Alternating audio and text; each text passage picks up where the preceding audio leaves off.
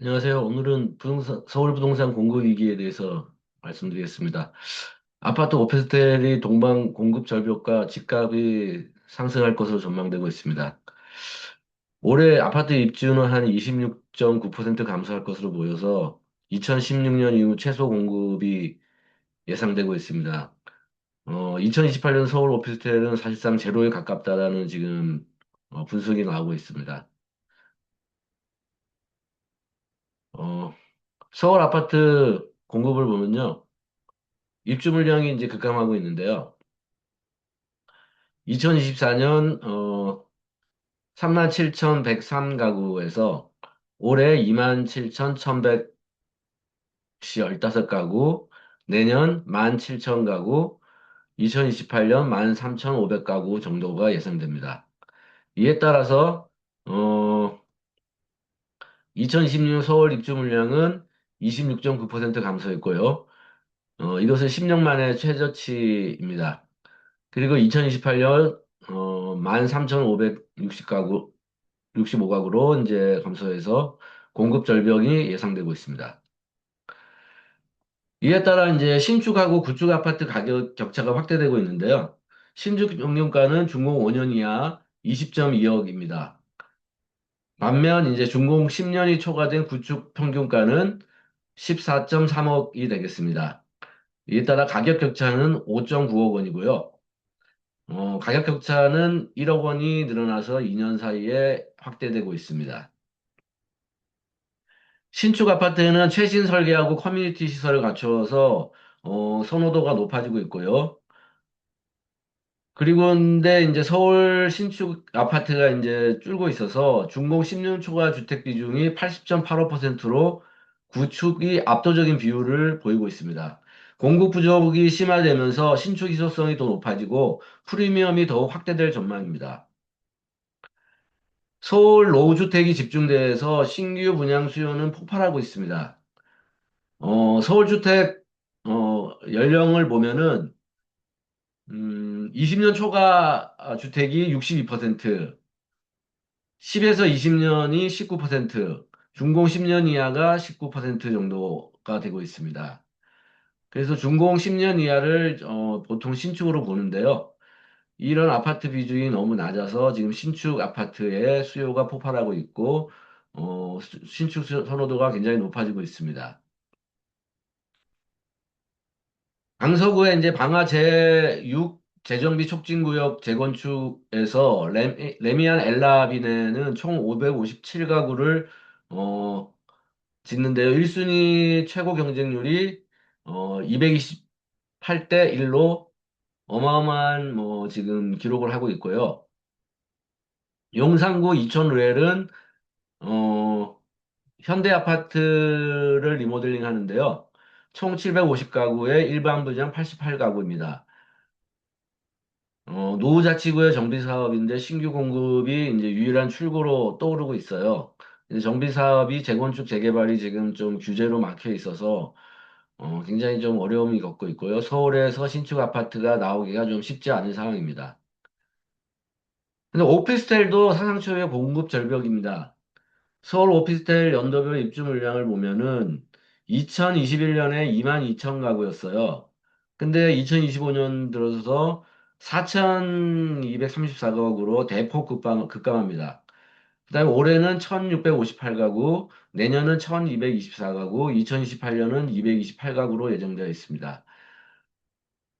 이에 따라서 2028년에 228실이라는 것은 사실상 뭐 2021년에 1% 수준밖에 되지 않고요.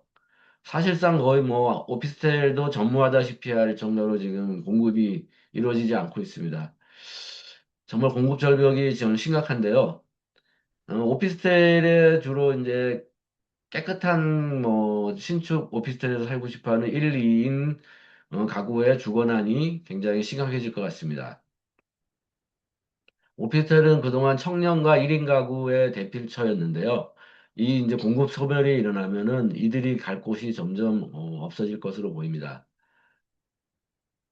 그래서 이제 오피스텔 임대 수익률은 계속 올라가고 있고요. 결국은 이제 월세가 올라간다고 보시면 됩니다. 2024년 4월 5% 수익률 돌파한 이후에 지속 상승세를 보이고 있습니다. 결국 서민들은 뭐, 오피스텔도 굉장히 비싸게 이제 거주하게 되는 상황이 이제 발생하고 있습니다. 공급 부족은 사실 뭐 복합적인 원인이 많습니다. 뭐 누구 하나의 뭐 탓으로만 돌리기에는 좀 쉽지는 않지만 어쨌든 정부의 규제가 이제 가장 좀 큰 영향을 미치고 있고요. 그다음에 이제 이란 전쟁과 우크라이나 전쟁을 통해서 건설 원가가 급등했습니다. 그리고 이제 인건비도 올라갔고요. 그래서 이제 토지비, 공사비가 상승해서 정비사업 수익성이 악화되고 사업 지연 취소가 증가했습니다. 그리고 무엇보다도 이제 금융 비용이 증가한 것도 굉장히 두드러지는 문제로 지적되고 있는데요. 고금리가 장기화되면서 프로젝트 파이낸싱 위기가 심화되고 있고요. 오피스텔은 또 세제도 강화됐습니다. 2020년 8월 이후 주거용 오피스텔 취득 시 다주택 중과세가 적용됩니다. 오피스텔도 거주를 하게 되면 주택으로 이제 인정받게 돼서 각종 세금들이 이제 늘어나는 거죠. 예. 양도세 중과 세가 이제 적용받는 거라고 볼 수 있습니다. 그리고 이제 인허가 조합 분쟁으로 재건축 재개발 속도가 저하되고 정비 사업이 지연되면서 공급이 막히고 있다. 이것이 굉장히 큰 문제로 지적되고 있습니다. 그래서 투자자 관점에서 보면은 신축 아파트의 희소성은 계속 높아질 것으로 보입니다. 그래서 신축 아파트 프리미엄은 확대되고 2028년 공급이 급감하면서 신축 아파트 가격 우위는 심화될 것으로 보입니다. 분양권이나 입주권 선점 전략은 여전히 유효하고요. 이에 따라서 이제 전세 매매가 동반 상승이 압력을 받고 있습니다. 공급 절벽은 무엇보다도 이제 전월세 가격 상승을 불러일으키고 있고요. 오피스텔도 감소해서 임차인들은 전세 매물이 한건만 나와도 뭐 잡으려고 서로 경쟁이 치열합니다. 전세가 상승은 매매가를 견인하는 패턴이 반복되고 있고요. 매매가가 상승하면서 또 전세가가 상승하는 이런 악순환 구조가 이어지고 있습니다. 그래서 강서나 용산 등 노후주택 밀집 지역의 정비 사업을 주목할 필요가 있다고 합니다. 재건축 리모델링 추진 난지가 핵심 투자처고요. 앞으로 이제 신축 주택으로 바뀔 수 있는 구축 주택을 투자하는 것이 핵심입니다. 어쨌든 뭐 몸테크를 좀 어느 정도 해야 되는 상황이고요. 그거 싫다면 뭐 이런 구축 주택을 사서 전월세로 임차하는 것도 하나의 방법입니다.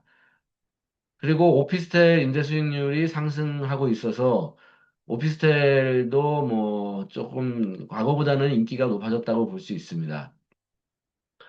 공급이 급감하면서 수익률 5% 이상이 유지되고 있고요. 소형 오피스텔 보유의 메리트는 갈수록 증가하고 있다고 볼 수 있습니다. 결론은 서울 집값 상승 당분간은 막기 어렵습니다. 아파트 입주 물량 10년 내 최저치고요. 오피스텔은 사실상 제로에 수렴하고 있습니다. 수요 대비 공급 부족이 구조화되고 있고요. 전세 매매가 상승이 악순환적으로 반복되고 있습니다. 이에 따라서 신축 프리미엄, 정비사업 지역 투자 메리트는 증가하고 있습니다. 무엇보다도 2028년 서울 오피스텔이 228실에 그친다는 것은 정말 공급 절벽이 이제 현실화되고 있다는 것이고요. 이것은 이제 2021년에 1% 수준에 그치고 있습니다. 이게 참 문제가 심각합니다. 이것을 해소할 수 있게 정책적인 지원이 뒷받침되길 바라겠습니다. 결국 서울은 빈 땅이 없기 때문에 재건축, 재개발, 활성화 이것이 필요합니다. 그래서 공급을 늘리고 수요를 분산시켜서 적정한 서울 아파트 가격의 상승을 막고 서민들의 주거 안정화에 좀 힘써 주시길 바라겠습니다. 예, 감사합니다. 오늘 이것으로 마치겠습니다. 구독, 좋아요, 알림 설정은 사랑입니다.